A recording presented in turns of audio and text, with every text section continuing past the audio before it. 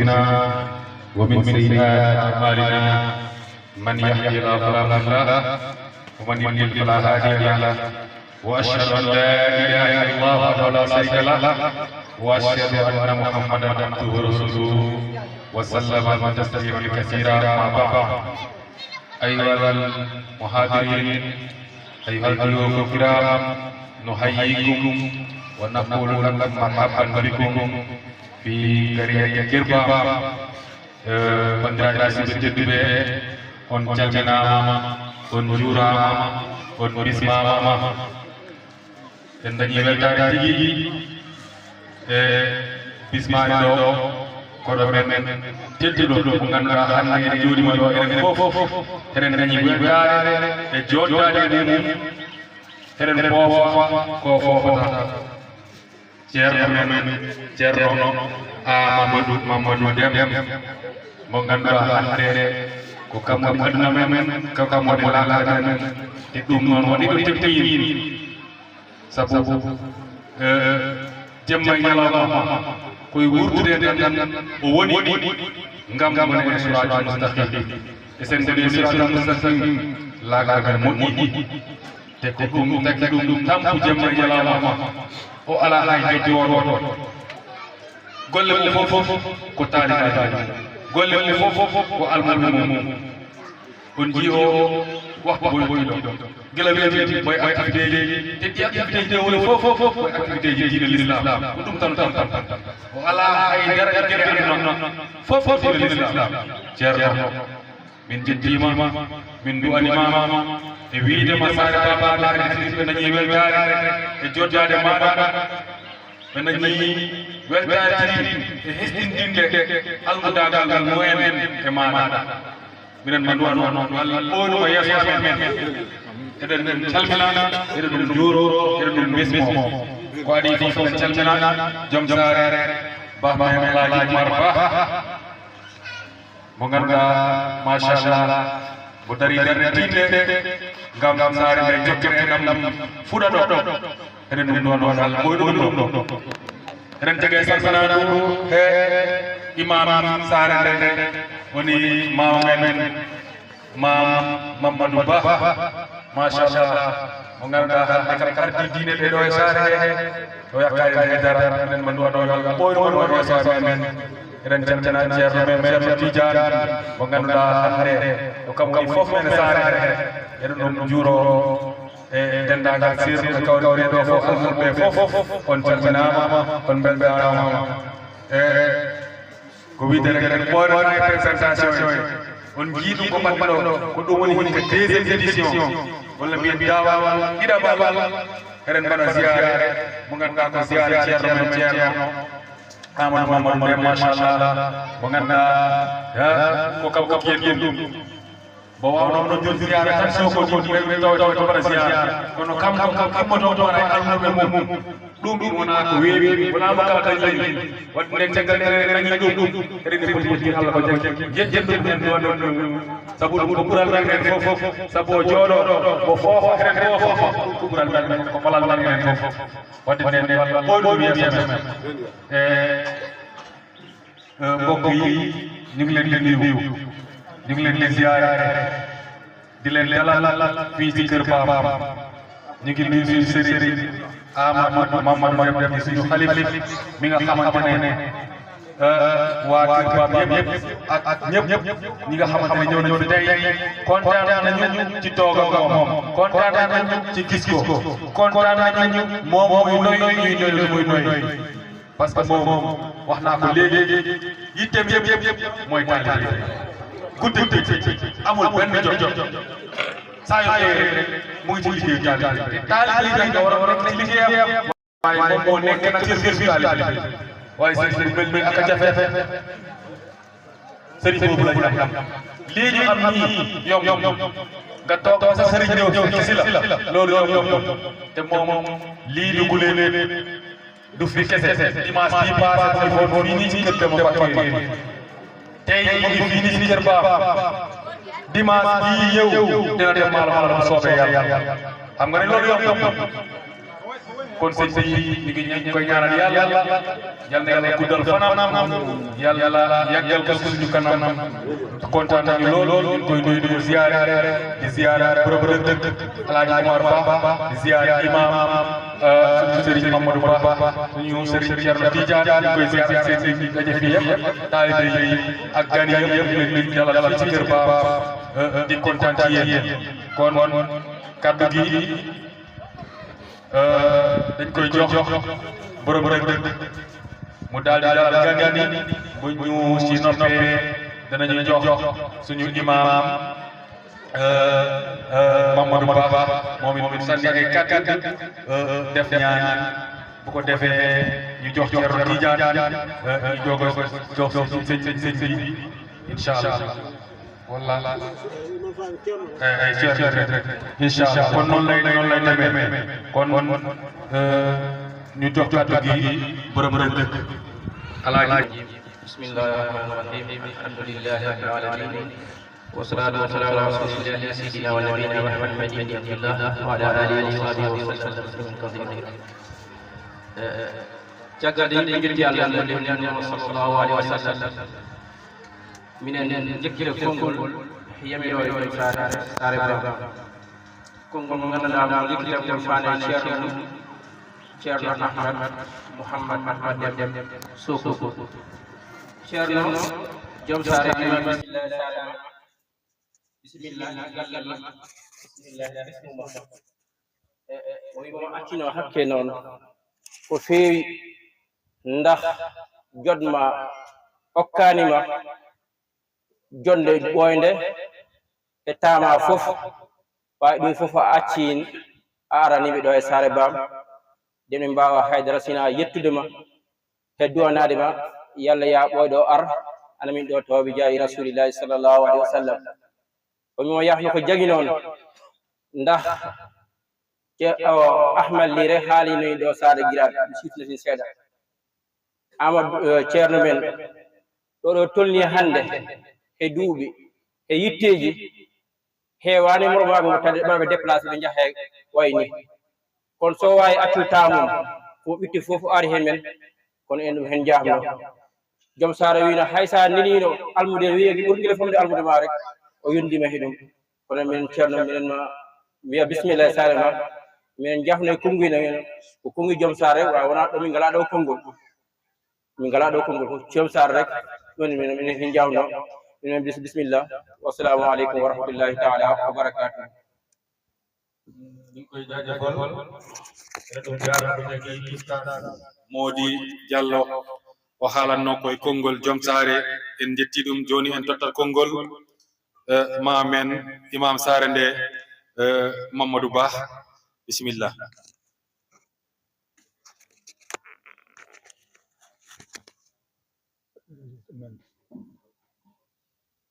alhamdulillahi rabbil alamin imam nena alhamdulillahi rabbil alamin alhamdulillahi rabbil alamin alhamdulillahi rabbil alamin alhamdulillahi rabbil alamin alhamdulillahi rabbil alamin ino sotoro mboɗo o fof nena mi ñaan mbooloo mi debbo e gorko góor ak jigéen suka e mawɗo mag ak ndaw haade men ƴees haala balaa ñuy yëkkati kaddu enen fof ñun ñëpp mbaɗen fatiha celluɗo nañu fas yéene def faatiha bu sell salatu fatiha celluɗo salaatu faatiha bu sell dukten en duufittan ɗum ganduɗa ñu jébbal ko sëñ bi nga xamante mooy ɓeyɗo yalla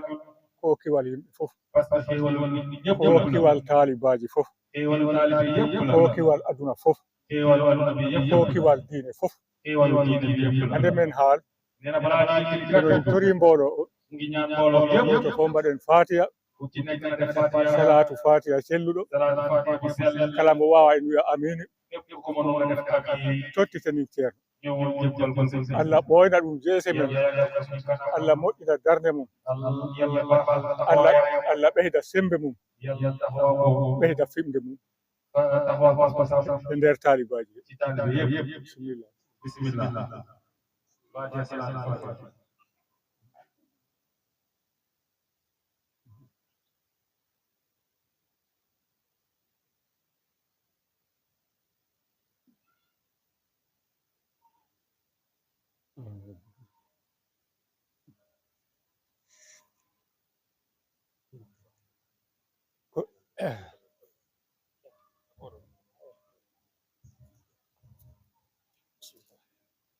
ko idotomi salmin fof imam nena jëkkënu ku ne kam woni hoɓɓe ɓe ngannduɗaa mu ne mooy gan ñi nga xam ne ɗe balɗe fof mu ne fan yi yëpp eɗen jooɗi ñu ngi toog en mbaɗa préparé ñu ngi préparé en piɓi anniya ñu ngi fas yéene Allah walla en yàlla dimbali yottina nguñal mum mu ne maanaam yeggali bés bii haa jooɗoden e mum bañ toog ak sëriñ bi ɗum ko yettere Allah mu ne loolu sant yàlla la so yawtii ɗoon mu ne loolu bu passé mino salmina mbooloo o fof mu ngi nuyu mbooloo bi yëpp koreeji men saare ngoo mu ne suñu mbokk dëkk bi so wiyaama saare bookar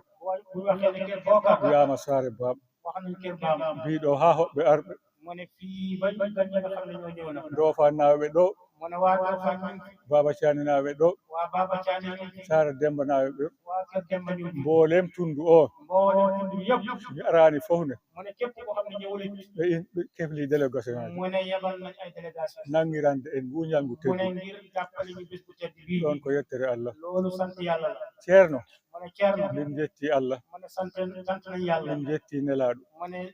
julli na ci yéen bi sallallahu alayhi wa sallam min jettima an ceerno mu ne sant nañ la yow sëriñ bi e darde ndende daraniɗa mu ne taaliban taxawaay bi nga taxawi si maanaam taalibe yi ɗum dey mu ne lii day ko minen fof no in waɗ mu ne lii ñoom ñoo ko waroon a def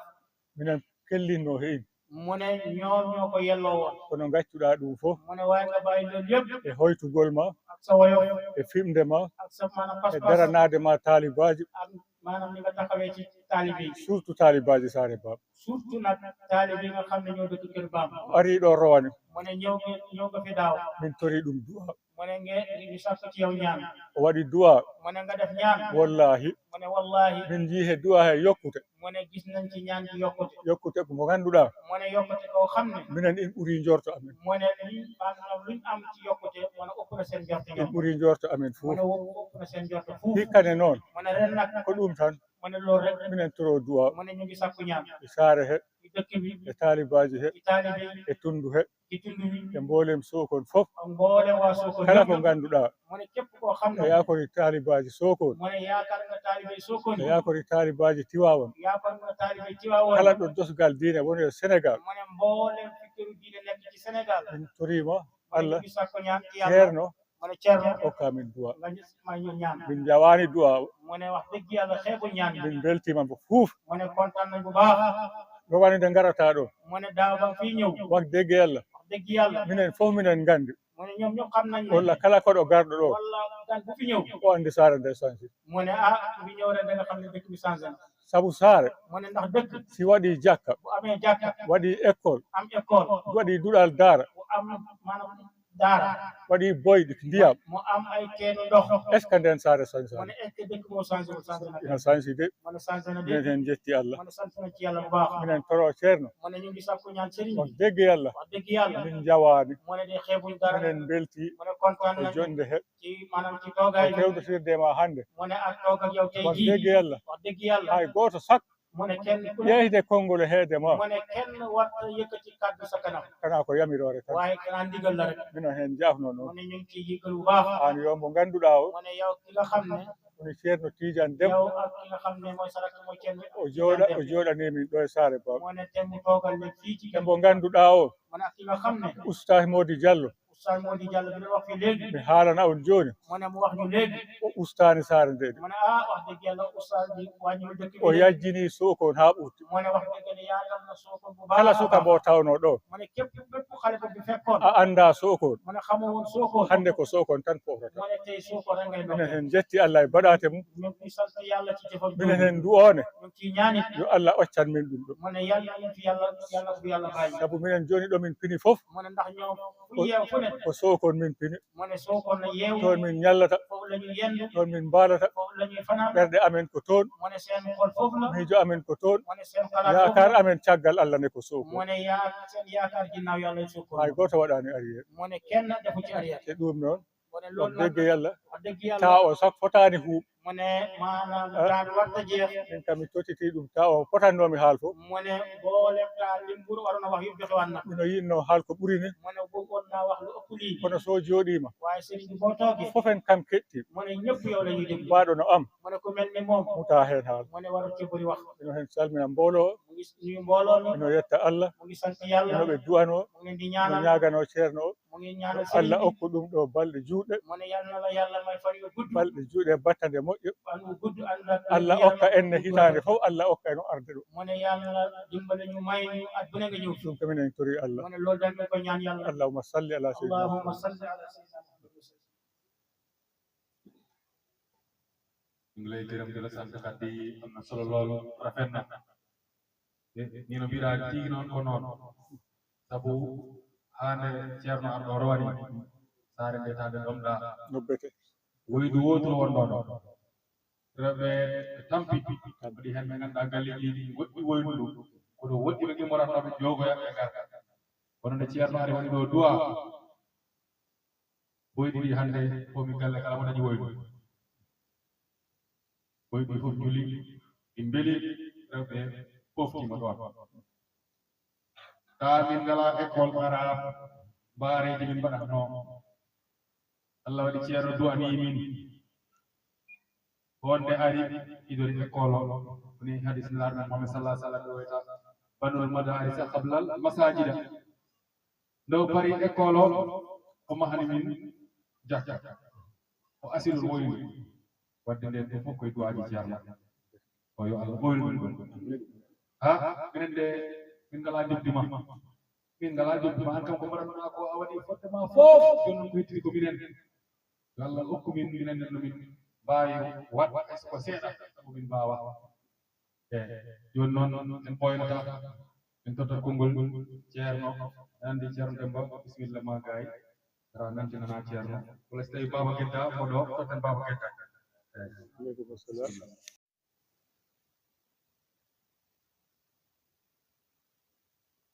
ñu ngi wax mbooloo mi assalaamu aleykum wa rahmatullahi taala wa barakatuhu ceerno wi mo wiyat enndal ngal assalamu aleykum wa rahmatullahi wa barakatuh ñi fi teew ñépp kenn ku ci nekk nuyu nañ la ci suñu loxo nuyu nañ la ci suñu xol o wi tawaɓe ɓeeɗo fof goto fof salminima e junngo mum salminima e ferde ñu ngi ñaan yàlla itamit nag yal nañu yàlla nangul jotaay bi ɓe ñaago allah yo allah jaɓanen jonde men jotaay yu mel ni dinay faral di am barke o wi jonde baaɗe ni keewi ɗen barke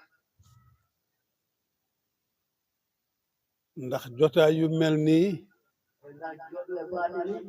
ay malayka dinañu koy teewe malaykaaji tawete ndax dañuy wër du seet fu ñu daje di fa tudd yàlla o wi ɓe njaha ɓe kaaraɓe laaraɓe yimɓe kawrina inna allah bu ñu fekkee jotaay yu mel nii ñu woote wante o wi so ɓe jii jonde waane ni ɓe noddodira moo xam dañuy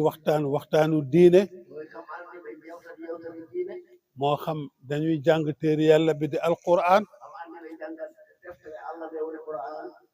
soo defee ñoom ñu wërale leen seen laaf yi o wi ɓe tartina ɓe fiitinta ɓe bicce ɗe woni maweeje mumen yàlla wàcce ci mbooloo mi ak dal o wi allah jeppina e dendal he beeɗe loolu nag yàlla nañu ko yàlla defal ci jotaay bi o wi ɗum noon yo allah waɗanen ɗum e jonde he waxtaan wi day ñu sant ci yàlla rek o wi yewtete noon jettenen allah tan munul nekk lu mooy waxtaanu diine o wi wawa won sona yewtere diine te ñun ñëpp nag ñu dimbalante ci o wi enen fof noon ballodiren hen maanaam kii wax rawul ñii def o wi kaalaw o daɗani heɗotoɓe ɓe dafa di bu mbooloo dajee rek am na ku nekk ci kanam pour mu wax ak nit ñi o wi ko woni so dendal hawri tan na waɗi gonɗo yeeso kaalowo waaye ñu ngi ñaan yàlla nag o wi eɗen ñaago allah kii wax yàlla bu mu gis boppam ci li muy wax o wi kaalowo o yalla wata o yi hoore mum e ko haalta ko ndax doomu aadama lépp lu muy jëf ku ci gisee boppam rek yàqu na o wi ɓi adama kala ko waɗata so yi hoore mum tan yakkorama man aji wax ji yàlla bu mu gis boppam o wi nden kaalowo o yalla o taw yi hoore makko mu mel ni diine dafa tumbaranke o wi na wayno diine noon koko tumaranki ndax sallallahu alayhi wa sallam waxoon na ko lu yàgg o wi sallllahu alayhi wa sallam haalino ɗum ko ɓooyi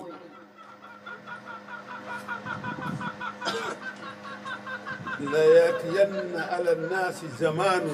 o wi yatiyanna ala nnasi jamanum la yuslimu li zi dinin bi dinihi la yuslimu ji dinin li dinihi illa man qarra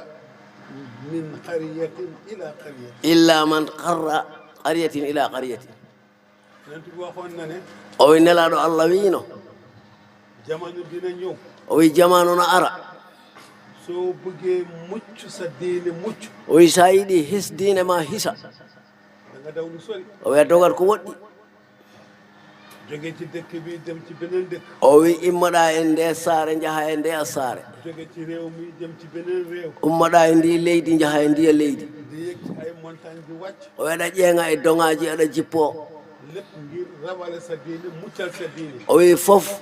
dandude diine ma e kisna diine ma te ci jamono jooju la ñu toll léegi o wite on jamanu nde ɗon tolniɗen joni yeneen bi ba mu ko waxee ñu ne ko loolu ci ban jamono lay am o wi nelaɗo nde haali ɗum ɓe mbi ɗum koye hombo jamanu ɗum dañata mu ne mooy jamono boo xam ne lu ëpp ci li nit ki dundee di lu dagan o wi jamanu mo ganduɗa hoore ma ko ɓuuri ko yimɓe ɓe gurdata ko ko ɓuuri ko en heew dagotako muy jamono yoo xam ne mooy yàlla dafay bari o wi on waktu nde goopi allah kewat rawatina maanaam mooy yàlla ci wàllu diggante góor ñi ak jigéen ñi o wi tengti noon ko ɓuuri hakkude rewɓe ɓe e worɓe ɓe goopi allah ɗi ɗon ɓurata heew dinañ dem sax ba mu mel ni o wi maɓe jaa ha wa'a dafay mel ni loolu dafa dagan no wayno tawa ɗum koko dagi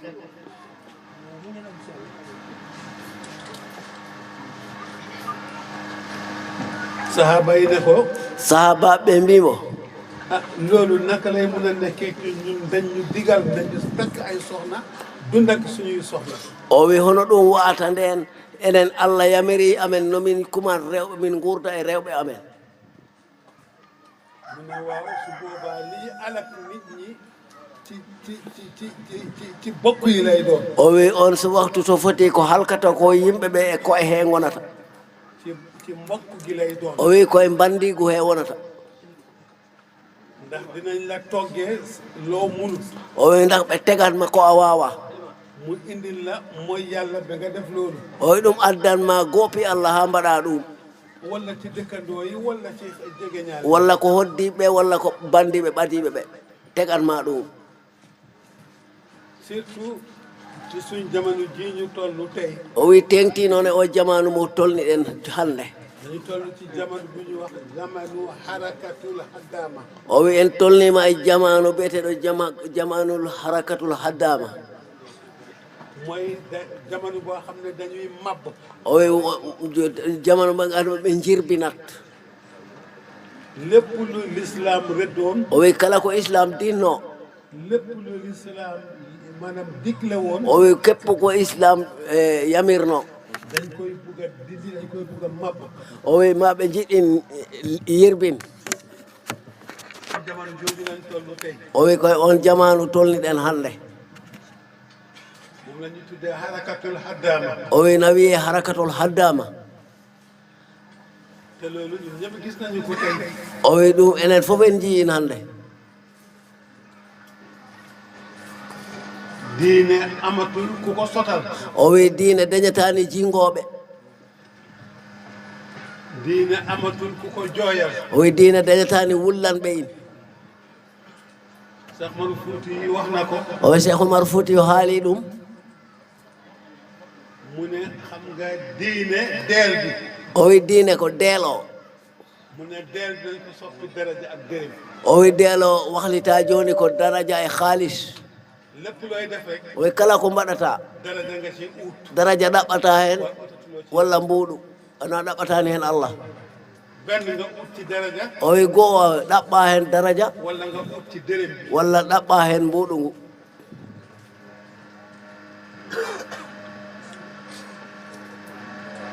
ko defee nag o wi si waɗi noon diine dafay tumaranke o wi nden diine tumarankat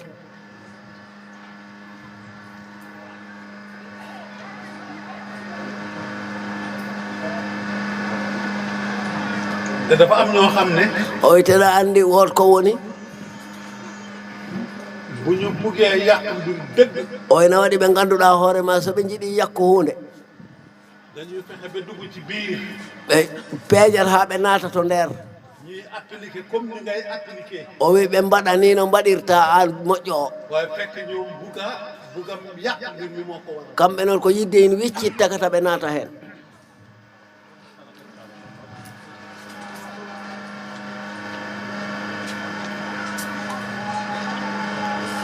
am na réew yoo xam ne o wi no waɗi leyɗe ɗe ngannduɗaa ñi ñuy ooyee les francs-maçons o wi ɓeɓe ɓe mbiyata franc-maçon jumaa ya fa nekk ñoom ñoo ko tabax jumaaji ɗiɗi jiiɗa toon ɓen franc-maçon en taƴɗo mahiɗi bari na o wi no heewi mun nañ ci cité sax jumaa Paris o wi eɗen heen mbaawi inno boom juma Paris France muy yàgg yëpp o wi komo ɓooyi ko pop ndax kuréel boobu dafa yàgg o wi nden fedde ko ɓooynde waxuma la ci yeneen réew yi o wi o wiyaani noon e leyɗe goɗɗe ɗe waaye fii ci biir Sénégal rek o wi ɗo e Sénégal mu ngi fi dugg 1700 o wi naati ɗo depuis 1700 la kuréel googu dugg fii ci Sénégal o wi ko nden fedde naati Sénégal yàq na lu bari o wi ɓe jakkii ko heewi bu ñu seetee suñu mag ñi nga xam ne ñoo fi jëmbat li fi ne o wi sen laari mawɓe men ɓe ngannduɗaa kamɓe tutii ɗo ko woni kooɗo lu bari ci seen doxalin ñun sensé nañu ko o wi ko heewi e golle ɗe no ɓe jahriranno enen en mbahliti te aman na sax yow bi nga koy sensé xamuloo sax na yaa ngi sensé o wi nde eɗen mbahlita kono en nganndaa boom eɗen mbahlita te am na gox yoo xam ne o wi no waɗi nokkuuji ɗi ngannduɗaa waxuma Sénégal o wi o wiyaani Sénégal waaye ci yeneen réew yoo xam ne o wi koye leyɗe goɗɗe ɗe ngannduɗaa dañu ne jigéen dafay war a jiite o wi ɓe mbiya debbo koko wari arɗo am na foo xam ne fii ay jigéen dañ fay jiite o wi no waɗi leyɗe ɗe ngannduɗaa rewɓe ɓe toon elmo fan la ko l'islam wax o wi hoɗo l'islam haali ɗum dem nañu ba tey o wi yehi haa mel na ni kaddug jigéen o wi wayno konngol debbo ci li ñuy jàng ci l'islam ko janngaa ko e islam ni yaramu doomi a jigéen nekkee awra o wi noon ɓanndu debbo woniri awra noonu la kàddoom nekkee awra noon konngol mum woniri awra waaye ndax léegi loolu am na o wi ndax jooni ɗum no dañi jigéen ñi góor ñi ñooy toog o wi worɓe ɓe jooɗoto jigéen ñi jël micro yi di woy rewɓe ɓe ƴetta micro ji ɗi ɓe jima du l'islam wona l'islam boo delloo ci usul o wi sa ruttima to cosaan góor buy julli gee o wi gorko sona juula geeƴe walla muy julli timis walla mo juula futuro ñaari rakka yi ci kaw la koy jàng o wi darɗe ɗiɗo ɗe o feññinaɗɗe to dow bu juumee ba mu jàng ko ci suuf o wi so juumi haa o suuɗi ɗo fonno o feññin dafay sujud o wi o sujjat qabla salaam qabla salam ko adi o salmina waaye jigéen o wi kono debbo ñeenti rakka yi yëpp o wi darɗe nayi ɗe pop ci suuf la koy jàng o wi o ño'at sese o haalata bugguñ baatam yëkkate min jiɗa konngol debbo yekkito boo delloo ci l'islam o wi sa ruttima e islam nodd o wi noddingol ni mu baree ngéneel o wi ni no heewri ɓure ni mu baree tiyaaba o wi no heewri ni baraji noddukat o wi noddoowo bu yàlla jëlee ruuxam o wi so Allah ƴetti fittandu mum ñu dugal ko ci bàmmeel o wi o nanna e ngaska yenande suuf bu lekk jëmmam o wi leydi ñamata ɓandu mum loolu xaasiya boobu mu ngi ci nodd o wi ngal gueɗal noon ngal e noddinandu sax du lekk jëmmam o wi ngilngu ñamata ɓandu mum waaye jigéen du nodd oy kono debbo noddinta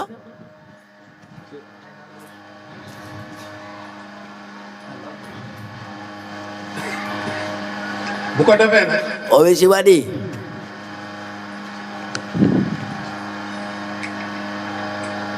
maam Seydil Haaji Malick radiallahu taala anhu o wi mam seydi alaji malik radiallahu taala anhu kenn gënu koo dégg diine o wi hay goto ɓuura ɗum nan diine maam Serigne Touba radiallahu taala anhu o wi mam seygne touba radiallahu taala anhu kenn gënu koo dégg diine hay goto ɓuura ɗum nan diine maam Abdoulaye Niass radiallahu taala anhu o wi mam abdoullahi nias radiallahu taala anhu kenn gënu koo dégg diine hay goto ɓuuramo nan diine Cheikh Omar Fouti radiallahu taala anhu o wi cheikh oumar fouti radiallahu taala anhu kenn gënu koo dégg diine hay goto ɓuuramo nan diine kenn gënu leen a sonn ci diine o wi kay hay goto ne ɓuuraɓe tampo e diine seen dund yëpp o wi gurdam mabɓe fof dañ ko def ngir taxawal diine sampu diine taxawal sharia sunna o wi ko daranade diine ñippa diine ha diine daro ɓe darano sunna e saria kon ñun ñi mujj o wi kon enen wattidiɓe ɓe bu ñu ñëwee indi lu wuuteeg ñoom la ñu indi woon so tawi waɗi hen arɓe gaddi ko serti e ko ɓe gadduno ko déedéet du ñoom ñoo juum waaye ñun ñoo juum o wi wona kamɓe goopi ko enen goopi li yàqu du ñoom ñoo ko yàq ñun ñoo ko yàq o wi ko yakki ko wona ɓe adduɓe mbiɓe mbayla jakki ko enen jaɓɓe ɓe jakki te suñu jamono ji commencé ko ci man mii di wax ak yéen o wi te onon jamanu o ko wayɓe ono enen ɓenen minen buggu daraja yidde daraja mooy indi li xew lépp nag o wi ɗum addi ko ari ko fof buggu daraja o wi yidde daraja moo indi jumaa yu bari ɗum addi jumaji kewɗi ɗi moo indi jàkka yu bari o wi ɗum addi jakkaji kewɗi ɗi da ngay dem ci benn dëkk o wi arate saare wotere nga fekk fa ñetti jàkka wala ñeenti jàkka tawa ɗon jakkaji tati walla nayyi te yàlla xam na ne te allah na andi amul ci benn jàkka boo xam ne mu ngi am juróom nit o wi ala hay jakka goto mo ganduɗa hoore ma mbaw dañi yimɓe joo kon benn indi nga ñëw xaajale jullit ñi o wi nden ɓe gaari yoɓe peccu dente julɓe ɗe waaye ñun ñëpp bu ñu dëkk bi bu ñu bokk ñu def benn jàkka o wi kono am mbooloo mu sakkan o wi kono enen julɓe saare fof si renti no waɗi jakka goto dañen dendal timmugal waaye da ngay sampu jàkka ngir nga am noo waxee am koo waxee o wi am loo yalwaani o wi a waɗat jakka pour mbawa haal dañaɗo kalɗa no kaldirɗa ha daña no jelorɗa boo demee ci téere tariqa tijaniya bi ñuy wax durratul xarida o wi sa yi e deftere tariqatu tijane wiyetede duratul harida mu ne jàkka yu bari li ko sos o wi jakkaji kewɗi ko sosi ɗi yolwaanu kaay la ko yelorde nga am loo dundee gar daña ko gurduɗa waaye maanaam asas bi o wi kono noon asas o du ragal yàlla o wi wona kulol allah de te asasu jàkk mooy ragal yàlla o wi te ngorodi jakka woni kulol allah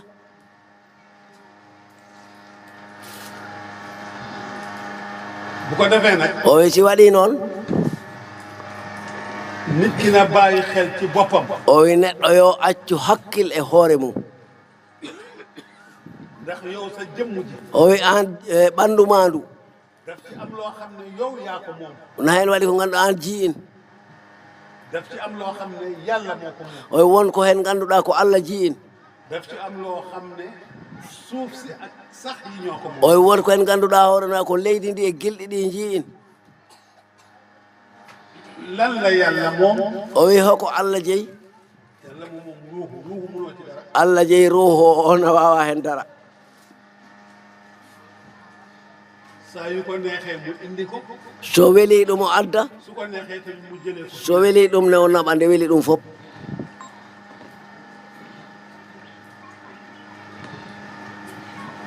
mu am loo xam ne o wi no waɗi ko ganduɗa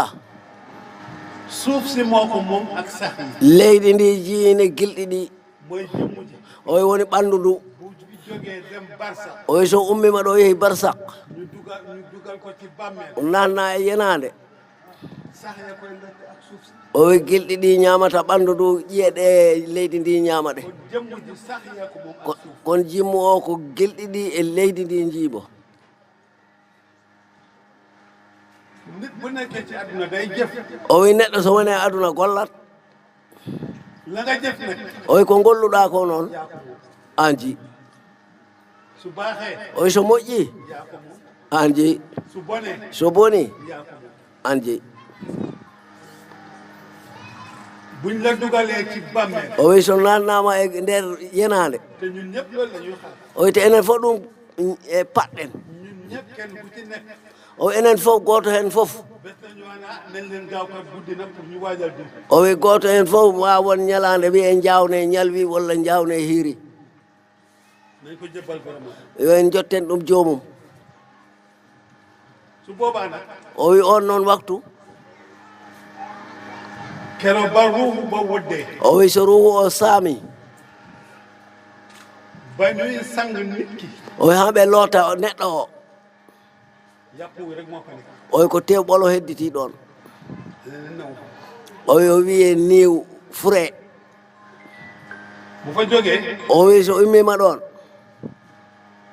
bañ koy jullee ak bañ koy yenni di yóbbu ci armeel ya o wi yàpp kese moo o wi soɓe ɗum juula e soɓe ɗum naɓa to baamuɗe to ko tewɓolo heddi ɗon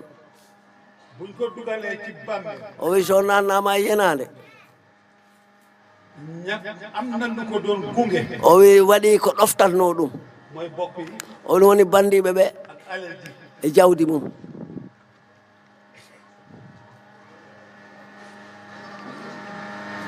bokk yi dañuy wàññeeku si o wi bandiɓe kibbitto alal ji day wàññeeku oto yeeg sareet yeeg moto yi dañuy jawdi ndi artanno kaake ɗe fof gartat ñetteel bi mooy jëf ji fa lay o wi tataɓel ngel woni golle ɗe ɗen ko toon keddoto buñ ko suulee nag o wi so ubbama noon ka fa mujj o wi battintoɗo o ɗon bu defee juróom-ñaari jéego o wi so waɗi poode jeeɗiɗi mbo arta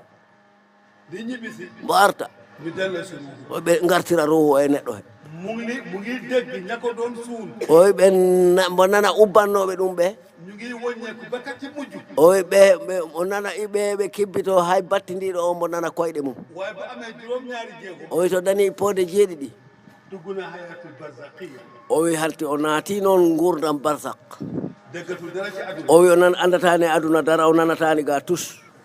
mu am ñaari malayka o wi noon o daña malaykaji ɗiɗi ñu di ko wax munkar ak nakir o wi o daña munkar nakir ñooy naan cip ɓen jippoto noon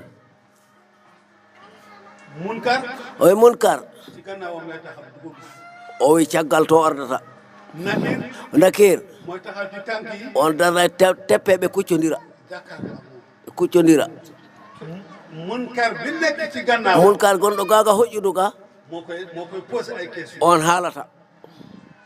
moo koy laaj diine on lamdoto noon ko wanno e diine mum koy laaj yonentam lamdo ɗum nelaɗo mum moo koy laaj kan moo nekkoon yàlla o wi o lamdo allah hombo o rewanno du ko gis o wi yiyata ɗum waaye kàddoom o wi kono sawtu mum raglu bi mu raglu mënoo koo misaal ci àdduna o wi ko konngol ngol hulɓini ko a wawa in haale misale aduna kalat ɗo lamdoto ɗo keneen ki taxaw ci tànk yi jàkkaarloog moom o wi gonɗo o e koyɗe tiimi ɗum ɓe kuccodiri raglu na raglu boo xam ne nit mënu la koo misaal ci àdduna du wax na o wi o hulɓinima kulɓinagol ngol ganduɗa neɗɗo wawama misal kulɓinagol ngol ɗo e aduna yaa ngi dégg lu raglu o aɗa nana ko hulɓini mosoo koo dégg ci àdduna ama meeɗa nan dille rewande noon gis ku raglu aɗa laara kulɓiniɗo mosoo gis ku ragloo doon ci a meeɗayi ko hulɓinori noon e aduna yàlla rek la fay xekke allah tan faabotoma toon ak jëf yi nga doon jëf yi e golle moƴƴe ɗe mbaɗannoɗa ɗo su fekkee nag o wi so tawi noon ku doon jàng alquran la so tawi ko janggannoɗo qur'ana bokk yi nañ dellu ci alquran o wi wawi kibbitoɗen e qur'ana ñooñu bu ñu ne cip munkar ak nakir o wi ɓen soɓe jippima munkar e nakir alquran ne cip alquran jippo tawi ka janggannoɗo in kii bu leen ko laaj o wi wata mbiye ɗum tus kii ca aduna o wi to aduna mooma doon jàng guddi o jannganno kam jemma mooma doon jàng bëccëg o jannganno kam ñalawma di jëfee sumay ndigal ak sumay tere mbo waɗa jamirojam mbo woppa kaɗam kii du ngeen ko laaj man ngeen di laaj o wi wata lamde ɗum lamde kam ma ragal nag ne ku alquran def sa avocat doo tiit foofa o wi noon mbo yakori mbo qur'ana woni avocat mum a hulata toon waaye ñun ñëpp way kono enen pop o wi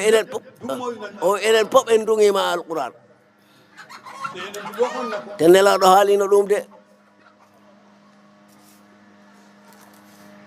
bés dina ñëw o wi ñalngu arat alquran bind bi rek a fii des o wi alquran ko bindi ɗi tan keddotoɗo atta bi kon di ko jëfe o wi hatte o hay goto ñawore nde hay goto ñawortande jàngatuñu ko sax fa janggataka boom pat sallallahu alayhi wa sallam waxoon na loolu o wi sallallahu alayhi wa sallam haalino ɗum waaye tey yegsi nañ ci loolu o wi en jettima ɗon noon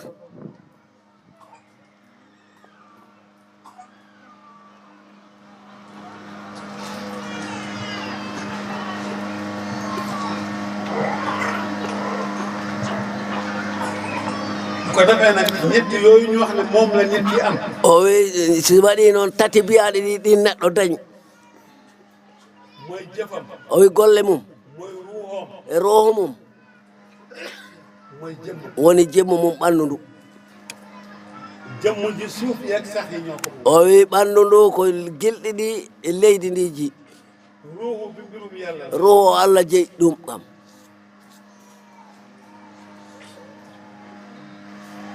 jëf ji la moom bu baaxee bu bonee yàlla na baax o wi golle ɗe o ji so moƴƴi so boni yalna ɗe moƴƴu yalla yo ɗe moƴƴu kon dafa war jullit mu nekk o wi na wari julɗo kala na waɗɗi julɗo kala mu xiir boppam o wurta hoore mum ci lépp lu koy sóoriloo safara yo ma kala ko ganduɗa hoore ma na ɗum woɗɗina jaygol ñande darga yo kiire boppum bu baax o yo darano ko jagi lépp loo xam ne dina ko jegeel aljanna o eto kala ko moƴƴi o eto kala ko moƴƴi ko ɓattinta neɗɗo aljanna aljanna noon Allah tagan ma toon ɓaɗon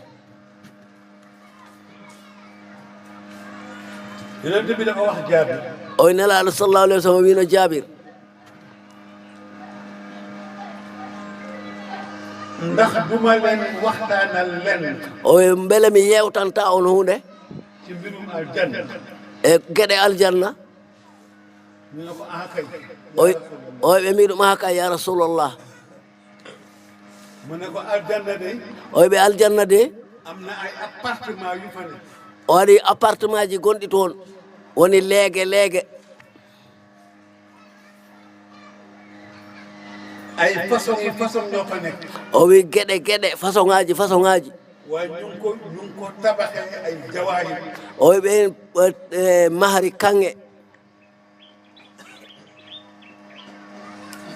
boo taxawee ci biti o wi sa darima gaga boowal yaa ngi gis ci biir aɗa yiya to nder ngir leer sabu annora boo taxawee ci biir o wi sa darima to nder yaa ngi gis ci biti aɗa yiya boowal ga sabu annora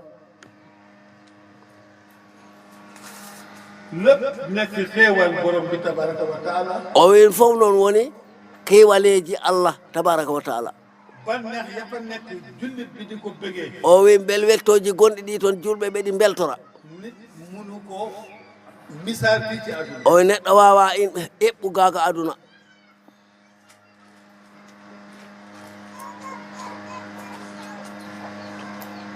kon jullit o wi nden julɗo bu fekkee am na iman bu dëgër a dañi imanegal tiingal doo nangu aduna yàqal la alaxira a jaɓata aduna yakkan ma lakara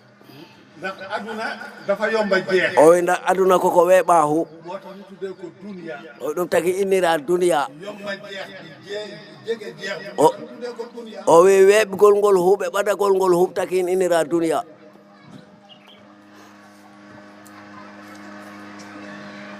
waaye bu ñu la yàqal nag o wi watan yakkanma noon dund bi nga xam ne o wi gurdam ɗam ganduɗa maanaam xayaat abadi la o wi gurdam abadan pooma amul fu mu yem ala ɗo foti o wi sa jekkima toon sa jangdima toon a jangdoto faw o wi sa woppi noon a jagaka a wonta jage ha abadan o wi wata jamden ɗum ko huɓata joni yakkanma ɗum ko huɓata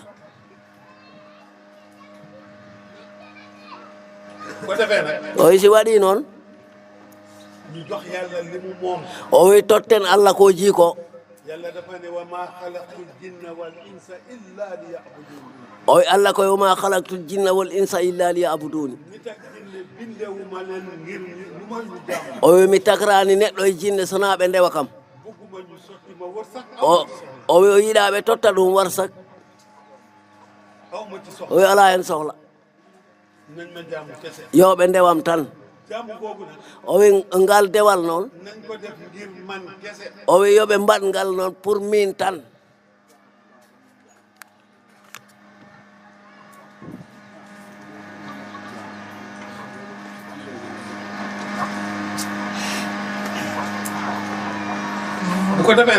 o wi so waɗi noon yalla bula sedde liman o wi so Allah yeɗima iman o wi tata a ɓoccitima a daɗi o yalna yo Allah waɗanen ɗum weccina en ɗum o wi liman noon o wi wona konngol ngol tan te haalde nde tan o wi haalde nde ko hen jeeya o wi fimde nde e ɓernde mane ko hen jeeya o wi gollirde cereje ɗene ko hen jeeya terɗe ɗe ko hen jeeya o wi ɗum kawridinta ngana mu'min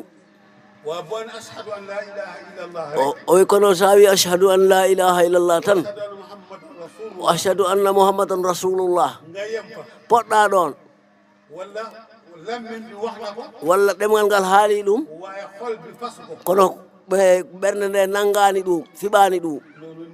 o wi ɗum ko bolle puyɗe tan o wi so ɓernde nde fiɓi o wi ɗemgal ngal haali ɗum ɓernde nde fiɓi ɗum kono noon terɗe ɗe gollani o wi ala liman de o wi liman ala ɗon de ko mere o wi dañɗo liman o wi a daranto waktuji julde ɗi joyi o wi kala ɗo julɗo woni o wi waktu julde fo foti a kala ko wawi nangu o wi kala bawɗoma santu golleɗa ɗum gollana ko waktu julde o foti te aɗa dañi iman a woppat fof totta Allah ko jiiko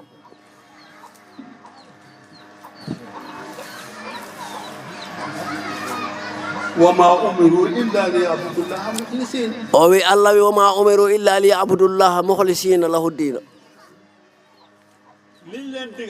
o wi ko yamiri ko o wi Allah wi ko min jamirmi on ko yo on ndew Allah te laɓɓinon dewal ngal o wi sa waɗi ɗum tan a ɓoccitima o wi ko o tagan mo wiya seeɗa kala o wi wallahi o wi rokuuji ɗi e sujudaji ɗi o wi so tawi no en mbaɗirino ni no foti wa o wi enen fotani en ƴelliɗo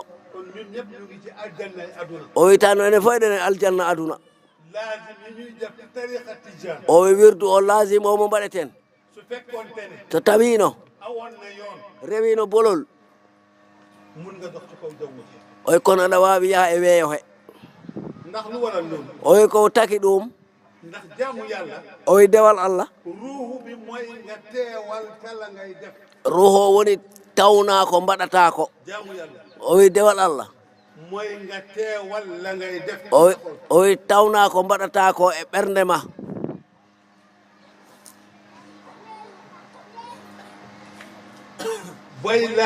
o wi saɗa wirda lazim nga teewal la ngay def ci la maanaam jaamu yàlla ba ngay def o wi ko mbirtata ko tawna ine ɓernde ma tawna ceerno ma ndax sëriñ ba nga xam ne moo la jox tariqa o wi ceerno tottuɗoma o laawol ngol lim la jëkk a wax ko adima wi booy wirdu o wi saɗa wirda na nga teewal yonent bi sallallahu o wi ya tewno jimmu nelaɗo sallllahu alayhi wa sallam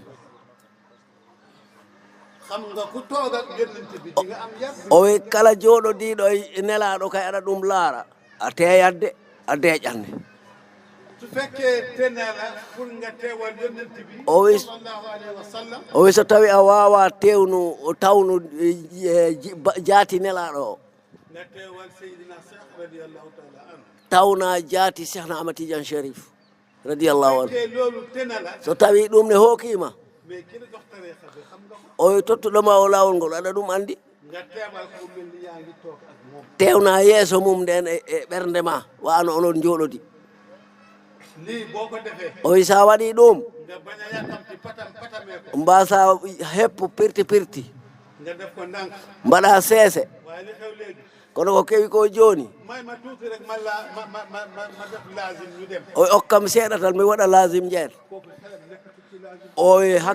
o wi hakkil mum alatani e wirdu he koko to fayi hakkil mum may woni ma tuuti rek damay laazim ñu dem o wi okkam seeɗa tan mi waɗa lasim jeen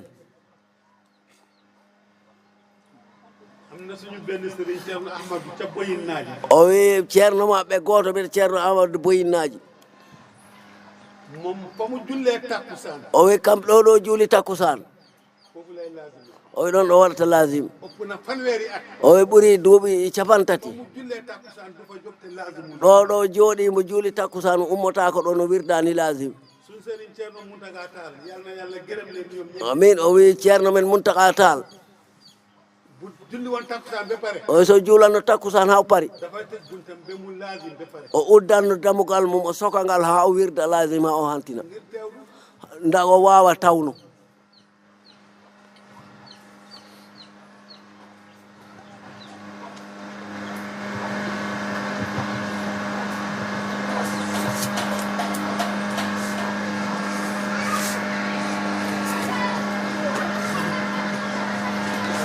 Ceerno Ahmad Nene radiyallahu taala anhu o wi ceerno amad nene radiallahu taala anhu man jàng naa ci moom o wi o janggi to mum kay hayɗi o wi mo tawnaani tawetaake mune ko o wi mbo tawnani tawetake so a tawnaani ko mbatta ko o wi mune bo tewalol ligay def do fekke mbo tawnani tawetake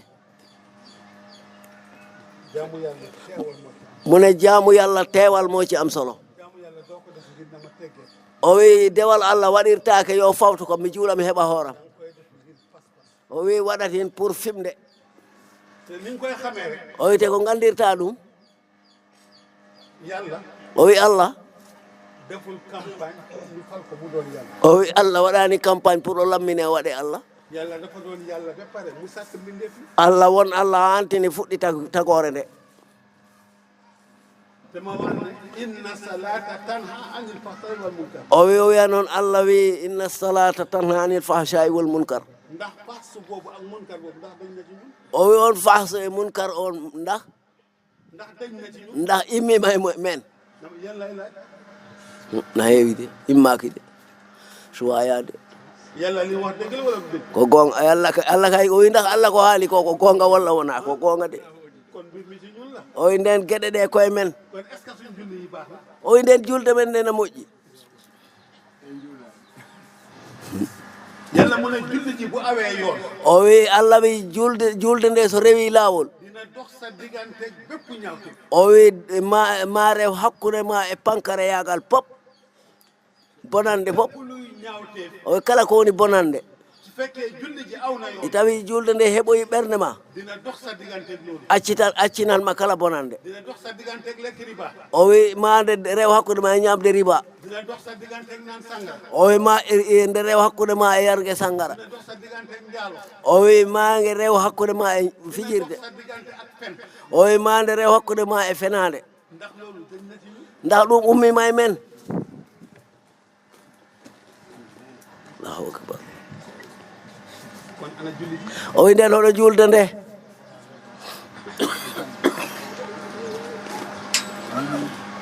yàlla ngi wax ci alquran allah na haala e qur'ana di waxal ñun mo haalda e men afa hasibtum annama khalaqnakum abasan wa annakum ilayna la turja'un afa sittumu annama khalaqnakum abasan wa annakum ilayna la turja'un yéen doomu aadama yi da ngeen foog ne man o wi eyi onon yimɓe ɓe ko cikkuɗon min fontu ak caaxaan moo tax ma bindi o wi ko damay fontu rek ba bindi leen o wi ko fijindaro e cakanegal taki takmi on te yéen da ngeen jortu ne annakum ilayna la turja'un da ngeen foog du ngeen delluwaat ci man te ko cikkuɗon onon ne on duttotako to Allah wallahi da ngeen delsi wallahi ma on gartu to am min Allah te su ngeen ñëwee da ngeen xam dëgg te so on gari de on gandat gonga xam nga buñ delloo ci yàlla tribunal day am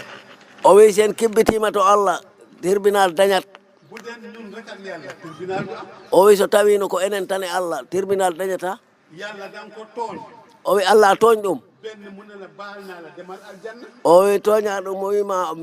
mi yaafimama jaaha aljanna wala mu ne la baaluma la dama lay lakk lu tolloog la ma tooñ o wi walla nen mi yaafakima mi sumanma ko fotino ko tooñɗa kam ko tribunal bi suñu diggante la o wi tribunal o ko hakkude men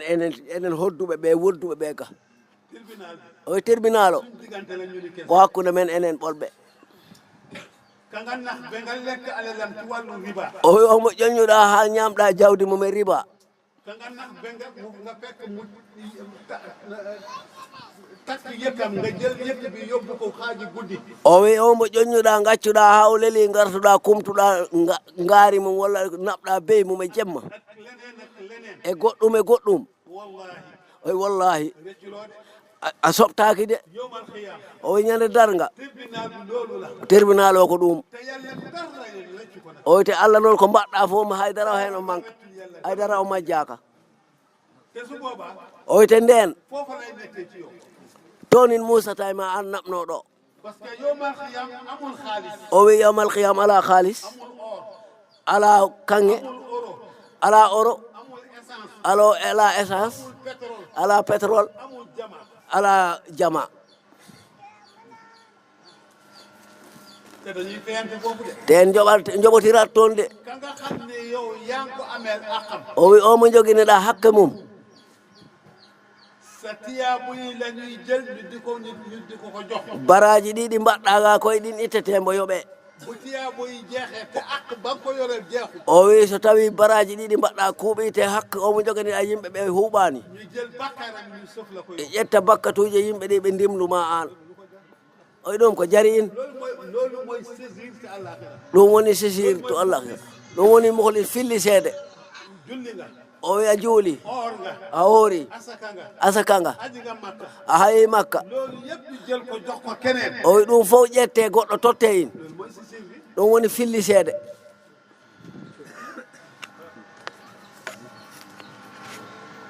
nañ góorgóorlu o wi tinnoɗen nañ jaamu yàlla ndewen Allah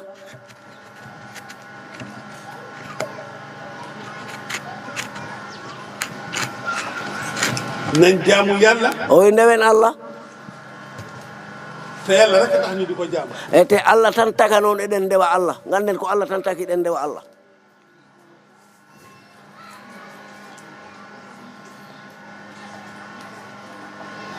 suñ mag ñu baax ñi fi nekkoon o wi mawɓe men moƴƴuɓe wonɗo ɓeɗo nañ roy ci ñoom o wi ye en ñemtinɓe ñu ragaloon yàlla lañ o wi ko hulnoɓe Allah ñu ragaloon seen diggante ak seen dëkkandoo yi o wi ko hulnoɓe hakkude mumen e hoddiɓe mumen waaye ñun ñëpp tey dañuy dóor o wi kono enen fof noon en goob dañuy dóor eɗen lappat ñun ñëpp dañuy dóor o enen fof ko en lappoɓe koo mun a nax ba lekk alalam o wi kala mo mbawɗa ƴoññu ha ñaama kalmum di nga ko nax ba lekk a ƴoññat ɗum ha ñaama kalmum Allah Allah dari wax nañu ak al aklu bi amwali naasi bi xayri tibi nafsi o wi deftere wiyetende lahdari akulu amwalu nasi bi kayri ɗibi nafsi ñamde belaɗe ñamde jawɗele yimɓe ko alda e belaɗe pittali mumen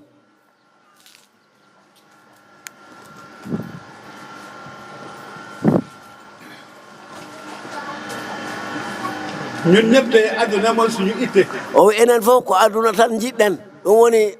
hamme men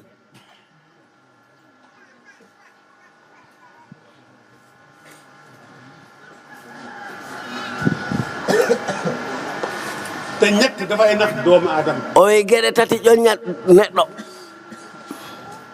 hadis boo xam ne Ibnu Abbas moo ko wax annahu o wi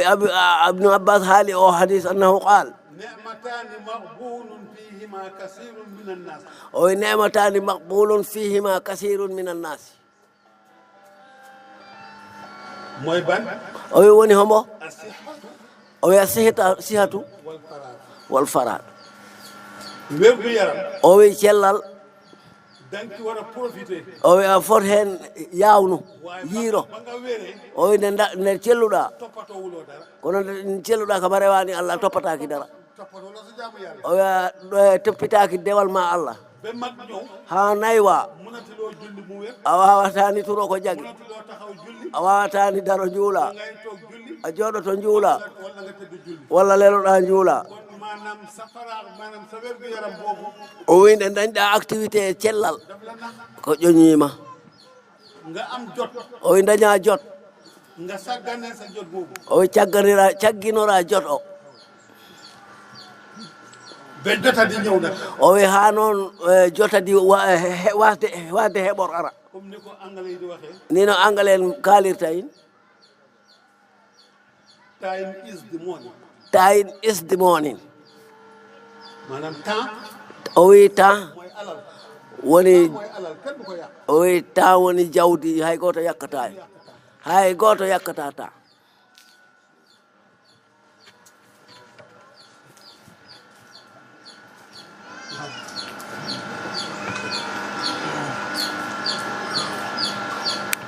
gannaaw ba nga ragalee yàlla jaamu yàlla o wi caggal noon nde kulɗa allah ndewa allah nga wottane ko dëkkandoo o wi ndentoɗa noon koddijo yonent bi sallallahu alayhi wa sallam dafa ne o wi nelaɗo sallallahu alayhi wa sallam o wi jibril dafa ñëw di ko wax ci dëkkandoo bi mu yaakaar ne moom bu génn àdduna dëkkandoo moo koy doon o wi jibril serani mbo ara e nelaɗo mbo wasa koddijo haw foogi neɗɗo so maayi koddijo mum ronata ɗum waaye ñun tey kono enen hande noon dëkkandoo bàyyi ñu ci mum benn xel o wi en gaccani e koddijo hay hakkil goto dafa am benn soxna o wi won debbajo goto ci jamono yonent bi o wi jamanu nelaɗo sallallahu alayhi wa sallam daf doon julli waxtu yu juróom ci waxtu o wi o juulanno waktuji ɗi jowi e waktu muy or weeru koor ba mu jeex o wi o hoora lewru koor ka handu maaya bu weeru koor jeexee mu continuer di naafila ci koor o wi so lewru koor ka maayi o continue mbo naafla mbo hoora mbo naafla di joxe alalam ci wàllu asaka di joxe alalam ci wàllu sarax o wi mbo tottira jawdi mum mbo aska jawdi mum mbo sakkora e jawdi mum guddi gi du nelaw dafay fanaana julli o wi jemma o ɗanota ko o waalat juul xibaar boobu ñu wax ko yonent bi sallallahu alayhi wa o sallam wi on xibaar noon ɓe kalanimo nelaɗo allah sallallahu alayhi wa sallam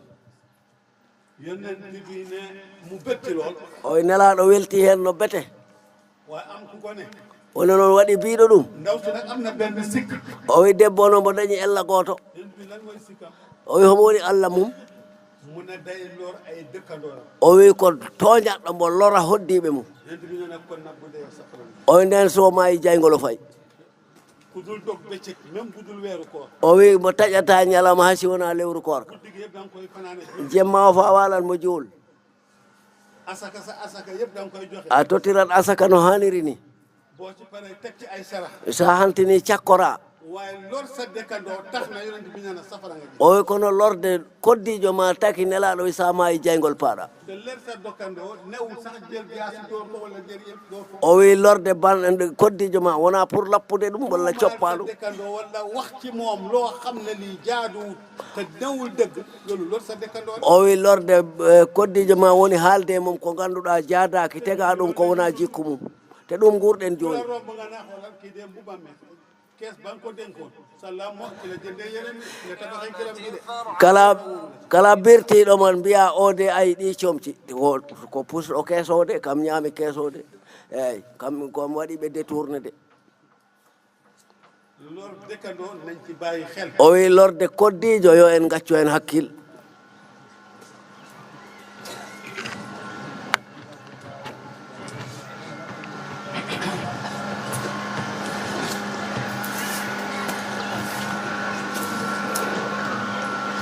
bu ko defee nag o wi so waɗi waxal nit ñi digal leen yomb na o wi haalande yimɓe ɓe yamira ɓe weeɓi waaye nga digal leen fekk lan leen digal yaa ngi koy jëfee o wi kono noon yamirde ɓe ta ko jamirtaɓe ko aɗa in waɗa nga di leen tere la nga leen tere fekk yaa jiitu ca baga o wi ko saɗa ɓe haɗaneta ko kaɗataɓe ko an idi in accu kooku mooy modèle o wi ɗum woni modèle digle yomb na de o wi yamirgol weeɓi de waaye jëfee ndigal la ngay digal taalibe yi nañ ko def ɗum ko jamirta talibaɓe ɓe yoɓe mbaɗ te doo ko def te ana waɗata in dafa am benn nitu yàlla o wina waɗi neɗɗo Allah goto ku munoon jaamu yàlla ko bawnoɗo rew Allah ku munoon digle la nag ko bawnoɗo yamirne ku munoon waaraate la o wi ko bawnoɗo waajo bi nit ñi duggee aljanna gisuñu ko e yimɓe naati aljanna jiyani ɗum ñu seen ko ta safara mu ngay baddal ñëku ɓe ceerni ɗum jaygol mbo diwa mbo rippo mbo suma ne ko diw yow lan moo la indi fii Em- yow ñun gisuñu ne aljanna di ɓe mbi kaari ko addumaga mine min jiyanima aljanna liñ ñu doon digal ñu di ko def ñun loolu moo ñu indi fii an ko jamirannoɗa ko miɗen mbaɗa ɗum addi min gay mu ne ko dama leen doon digal te jëfewuma digal o wi mi yamiranno on te taw mi waɗata ko mbimi ko dama leen doon tere te terewuma sama bopp o wi mi haɗanno on te ko kaɗanmi on ko min miɗoyn waɗa te alquran wax nañu ko Allah haali ɗum de atamuruna nasa bilbirri wa tansawna anfusakum wa antum tatluna alkitaba afala taqilun tamuruna annasa bilbirri wa tansawna anfusakum wa antum tatluna alkitaba afala taqilun digle dafa yomb o wi yamirgol weeɓi waaye jëfee la ngay digle o wi wono wadde ko jamirta ko ko ɗum hitti yàlla ñu ci yàlla dimbali o yo Allah wallu ene ɗum yàlla ne bam ne wa qada rabbuka alla ta'budu illa iyyah wa bil walidayni ihsana o wi nde Allah yo qada rabbuka alla ta'budu illa iyahu ko tegen ko wobil walidayni ihsan yàlla bam ne jaamu leen ma man yàlla kese Allah wi ndewe kam min tan bu leen ma boole ak kenn wa ak lenn wota dentini kam e dara e hunde su ngeen paree ci jaamu man nag son timmini rewde kam noon tegon hen jinnaɓe mon ɓe waaye teranga boo am kono teddugal ngal dañɗa pop nga jox ko sëriñ tottoya ceerno sa baaya ngi dee xiif joxuloo ko bamma mbo maya heege a tottan ɗum sa yaay mu ngi dee xiif joxuloo ko yaay ma mbo maya heege a tottan ɗum tabaski baa ngi nii di ñëw tabaski o mbo ara nga jënd xaru 500 000 cooɗa jawdi temedere ujunere nga yóbbu jox ko sëriñ bi naɓana ceerno o nga jënd xaru 20 000 30 000 jox ko sa papa gadda jawguel ujunnaji jeego wara wata wara ka wata totta bamma jaamuwuloo yàlla o wi rewani Allah yàlla bam ne su ngeen paree ci man Allah wi son kentini am seen waajur jinnaɓe mon te soo buggee ñaani sëriñ bi dal o wi sa yiɗi noon duwa ceerno o jaabo jëkkeel say waajur ba seen xol sedd iɗor jinnaɓe ma ha ɓerɗe mumen ɓuuɓa boo jëkkee ci waajur yi ba seen xol sedd o wi sa iɗori jinnaɓe ha ɓerɗe mumen ɓuuɓi wallahi bu sëriñ bi ñaanee rek yàlla ne o wi wallahi so ceerno o du'ima tan ma Allah jaɓ waaye boo ko defulee o wi kono sa waɗani ɗum xam nga yàlla ku ko oo mu uyu la o wi Allah kala nodduɗo mo notoma walla ku ko oo mu dégg na la walla kala nodduɗo mo nanima yàlla ku ko oo rek dégg na la Allah wi kala nodduɗo ɗo mo nanima kàccoor beeg o wi omo fewani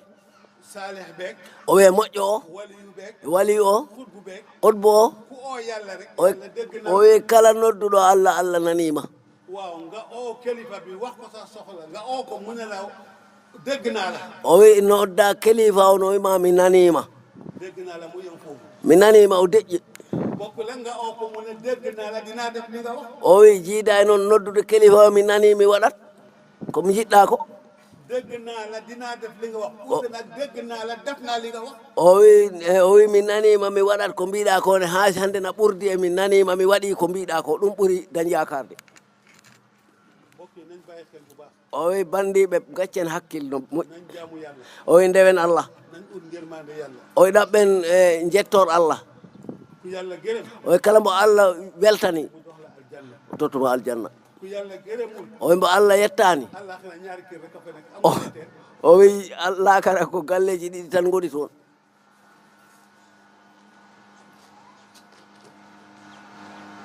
benn aljanna wala ñaareel bi safara yal nañu yàlla musal ci tànn o wi goo aljanna ɗimmo o ko jaygol yallah dandu ene jaygol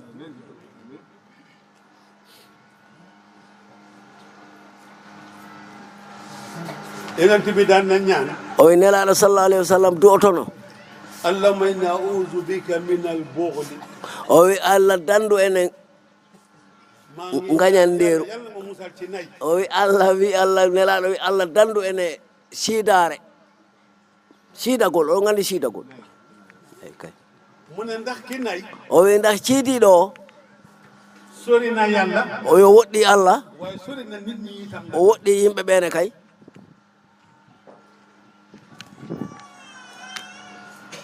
waaye ki nga xam ne sàq yi la o wi ko mo ngannduɗaa ko Kara Siré kooku jege na yàlla o wi ɓadiima Allah te jege na nit ñi te ɓattiima yimɓe ɓe yonent bi dafa wax ne o wi nelaaɗo sallallahu alayhi wa sallam wi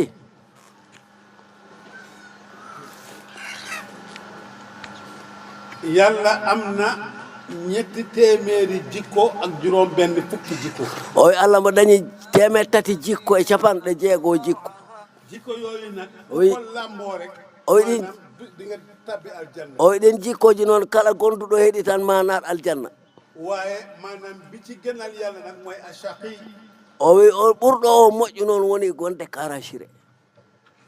aboubacar bi mu déggee loolu o wi Aboubacar si nani ɗum parce que dafa ne jikko yooyu ñetti téeméer ak juróom benn fukki yi ku ci lamboo benn o wi 350 jikkuɗi kala hen dañɗo gooto yàlla dina tabbal aljanna Allah nannanma aljanna aboubacar radiyallahu Aboubacar radiallahu anhu mu ñëw ci yonent bi o ne ari e nelaaɗo sallallahu alayhi wa sallam mu ne ko maa ngi lay laaj jikko yooyu nga wax ku ci am benn yàlla tabbal ko aljanna mbaa man am naa ci benn o wi Babacar wi minoma lamɗo ɗin jikkuji ɗi mbiɗa Allah wi kala hen mo dañɗa Allah nannanma aljanna mbar miɗo hen dañi hay siko goto yonent bi sallallahu alayhi wa sallam mu ne ko jikko yooyu yëpp am nga o wi Allah nelaaɗo wi ɗum an ɗi jikkuji ɗi fof aɗa heeɗi wondi bi yàlla waxee ci alquran o wi nde Allah haali alquran wa man yamal su an yusda bihi o wi man yaman so al jussa bihi ku jëf ñaawteef o wi kala baɗɗo bonande yàlla dina la ko fay bi nga gis ko Allah yoɓanma ha ganda jiyayi aboubacar dafa demaat ci yonent bi Aboubacar yaha to nelaaɗo mu ne man de dama tiit o wi min de mi ɗenƴi su fekkee ku def lu ñaaw rek maanaam yàlla won la ko o wi tawi baɗɗo bonande fof Allah holluma ɗum te ana kan ku mucc ci def ñaawteef o wi hombo hiisi ɗon e wadde bonande yonent bi ne ko yow aljanna nga dem yow demal yow aljanna nelaaɗo wi ɗum an ko aljanna paaɗa yaha yow aljanna nga dem o wi ɗum yaha an aljanna paaɗa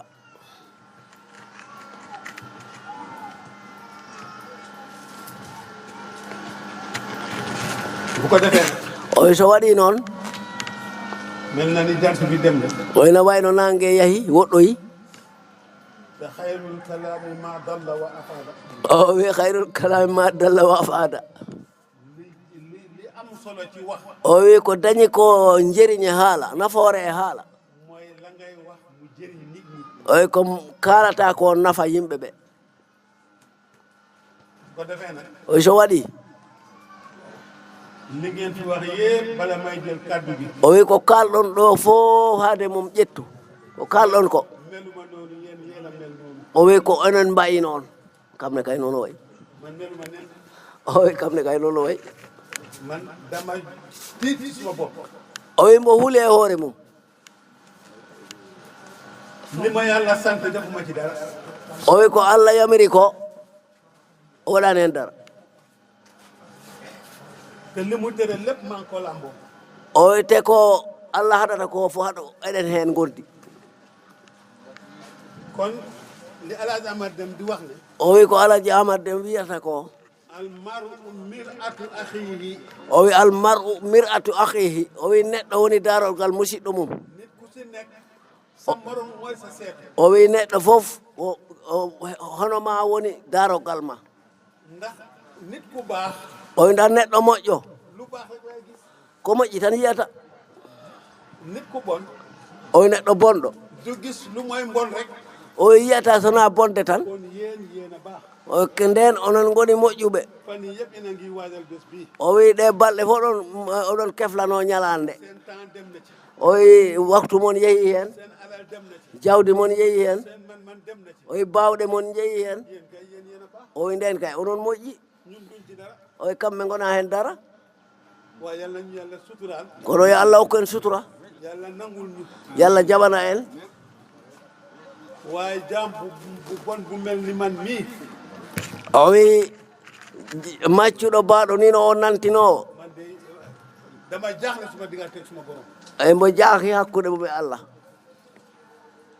man o wi kam dama tiit suma diggante ak suma borom o wi mbo huuli hakkude mum e allah hono enen noon ndax yaa ngi def o wi aɗa waɗa mu ngi dem na yaha amul benn retour bu ñëw mu ñaan la am connexion bu la ne la nga def yàlla nangu na ko ala ko arti wiya a jaɓanama yaa ngi tooñ yàlla yaa ngi tooñ nit ñi aɗa tooña allah aɗa tooña yimɓe ɓe yaa ngi def tuub yaa ngi tuub astaghfirullah aɗa tuuba aɗa waɗa astahfirullah ku la wax ne yàlla jéggal na la homo wima allah yaafimama jaamu nga yàlla a rewi allah julli nga or nga asaka nga a juuli a hoori a aski aji nga makka a hajji makka ku la wax ne yàlla nangul na la ko omo wima allah jaɓanima moo tax jullit dafa war a jaaxle ci boppam o wi ɗum taki julɗo wal xelam warul dal abadan o wi julɗo fota yaato hayde wootere la nga def xamoo ndax yàlla nangu na ko ko mbaɗɗa ko andanda allah jaɓi in la nga mooy xamoo ndax nga tuub xamoo ndax yàlla nangul na ko la tuubɗa ko ne andanda allah jaɓi boo tëddee nelaw saɗa leli a ɗanima amoo conscience ci sa bopp a ala ɗumane miijo e hoore ma waaye yàlla ñu yàlla defar na kono noon yo allah fewnu en man de yéen laa gis yéen a nekk nit ñu baax ñi o wi kam ko yii ko onen goni moƴƴuɓe ɓe te yéen lay sakku ngeen ñaanal ma yàlla ma yàlla baaxal ma o wi noon mo jaago duwaw yo allah moƴƴin ɗum moƴƴina en enen fof ñu ngi ñaan yàlla nag o wi mo ñaago allah noon yal na yàlla feesal xol yi ci yàlla kese o wi yo allah hebbin ɓerɗe ɗe allah ɓolo lu dul yàlla yàlla bu mu dugg ci suñu xol o wi kala ko wona allah wata ñiiɓe ɓerɗe men he waaye yal na yàlla feesal poos yi ci xaalis o wi yo allah hebbin pooseji ɗi haalis waaye nag yàlla bu poos yi adduna bi yàlla bu mu àgg ci xol yi kono haalis o ko heewi ko fof yo fote juuɗe kono wota yetto e ɓerɗe he yal nañu yàlla may adduna boo xam ne ci biti loxo la ne o wi yallah hokka en aduna mo ganduɗa e juuɗe e tamɗen mo gis nga xol o wi ayi ɓernde ndap la rek o wi ko laal ndap li mënoo ko feesal ko diwlin o wi laal ngal awa ngal hebbin maaro kebbinagal diwlin xol bi o wi ɓernde nde ci yàlla feesee allah si allah heewi ɗon nga siixlu adduna nefa aduna bu ci adduna feesee o wi si aduna heewi ɗon yàlla amu ci pala allah nefma yal nañu yàlla may adduna boo xam ne ci suñ gannaaw loxo yi la nekk yo allah hokku en aduna mo ganduɗa e juuɗe ni tamruɗen mo ndax adduna baax na ndax ci kay defaree sa àllaaxira bu fekkee nit nga o wi aduna no moƴƴi saabu ko en moƴƴinta laakara ma tawi ka neɗɗo waaye adduna bu ñu yàqal suñu diine O- yàlla bu ñu ko yàlla o wi kono aduna jakkanat ɗo en diine men wota allah tottu en mo adduna buy wàññi suñu ngom yàlla bu ñu ko yàlla jox o wi aduna ustat ɗo gumre men wota allah tottu en mo adduna buy toog garam ne ferenkale suñu xol bi yàlla bu ñu yàlla jox o wi aduna natat ɗo e ɓerɗe men yo ata allah tottu en on yàlla na yàlla dong mu fees suñu xel yi mu kasta ko ba leneen dootu jaxe yo allah heewe ɓerɗe men e kastamo ta ko allah tan wawi woni toon sant naa leen yéen ñëpp nag o yetti onon fop gërëm naa leen yéen ñëpp o jarni onon fop di ñaan yàlla o yomo ñaago allah yàlla baaxal o yo allah moƴƴinen yàlla ñu yàlla defal sutura o yo allah waɗanen sutura yàlla ñu yàlla defal jàmm o yo allah waɗanen jaam ci réew mii di Sénégal o wi leydi men ndi sénégal yàlla na ci yàlla def sutura yo allah waten sutura yàlla na ci yàlla def koom o yo allah waɗɗo ngalu ñi nga xam ne tey ñoo toog ci bopp réew mi o ɓe jooɗiɓe e hoore leydi he waru gar la ci ñun ñu ñaanal leen o wi ko waɗɗi e men duwanoɗen ɓe ki la jiite da nga koy ñaanal o wi gardiɗoma juwanto ɗum même bu dee kàccoor da nga koy ñaanal hay so tawi komo fewani a duwanto ɗum amoon nañu buur bu ñuy wax Yazid o wi julɓe ɓe dañino lamɗo biyeteɗo yasid daf doon naan sangara bay béréw o wi o nana yarano sangara ha watta tallo imaam yi dañ ko doon ñaanal ci jàkka yi kono elimane ɗi duwantono ɗum kon ku xas ba jiite Sénégal nañ la ñaanal yàlla defal la jàmm kono kala gardiɗo e leydi sénégal en ñagonoɗen ɗum yo allah waɗan ɗum jaam yàlla defal la sutura allah waɗanma sutura ndax nag bu méttee sobo so muusi ñoom bala ñu ko yëg ñun dañuy deedi aade ɓe tid muusi tan enen en maayi kon nañ leen ñaan yàlla defal leen nden noon ñaagoɗen allah waɗana ɓe jaam démb rek ci ngomeen maa ngi wax seen slogan bi de o wi ñanden bom ɗo ɗo gomen mbo waɗa kamen slogan mumen o ma ne seen slogan bi diine la o wi feeje mumen ɗe slogan mumen o ko diine jub o wi peewal nit ki mooy jub o wi neɗɗo feewata jubal o fewnude liñ la jox moom ngay jubal o wi ko jogiɗa ko pewnata jubbanti o wi jubba fewtingol moom ngay jubbanti fewtingol ko woñi ko pewtinta ma ne kon nag lii il faut mu métti o wi nden noon musat waaye dañuy muñ nag no en muñal noon suñ muñee sen muñi xëy na bu jub amee jubbanti am o wi so peewal dañi fewtingol dañi dinañ am jàmm de o wi en dañat jaam mais fekk loolu amul nag kono ɗum fanni ɗum dañani rek mooy yokku o wi tampere ta ɓeydoto ñu ngi leen di ñaanal yal na yàlla jàppale leen ñoom o wi eɗen ñaago yo allah jangguiran ɓe yal na yàlla dafa leen sutura yo allah wanne ɓe sutura ñun daal ko fi toog o wi enene kala jooɗiɗo ñu ànd ak yow di la ñaanal gondene mum ɗen ñaago nguur yàlla bi rek a dul jeex laamu allah ngu tan woni huɓatade ku jeexal nag dem nga kala kumɗo no yahi keneen ku ñëw kala garɗo ànd ak yow ci di la ñaanal ya garden tan ɗen ñaago lii daal mooy suñu mbir ñun o wi ko ɗum de woni gueɗe men waaleykum wa rahmatullah salamu aleykum wa rahmatullah ñëpp ñaanal nañ ñëpp waaw yow waaw mane